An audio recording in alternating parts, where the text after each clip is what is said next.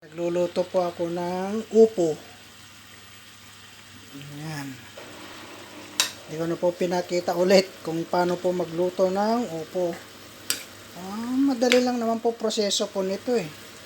Igisa yung bawang sibuyas, kamatis. Pagkagisa, ilagay mo na yung upo. Ayan, tapos ilagay mo na sabaw. Nilagyan ko nga pala ng 3 pakpak ng manok.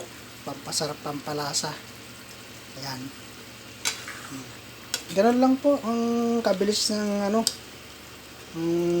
pagkuha ng ang proseso pagluluto ng upo. Babalatan mo lang. Hiwain mo ng maliliit. Igisa mo sibuyas, bawang, tapos kamatis, tapos sabaw. Yun na, okay na. Tikman mo na kung masarap o okay na sa'yo. Pagkagan mo ng asin, betchin. Ganun lang po kasimple.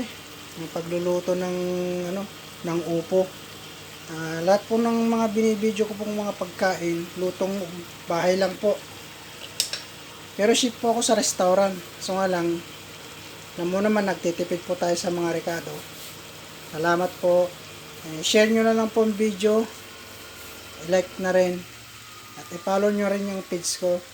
Salamat mga ka-reels.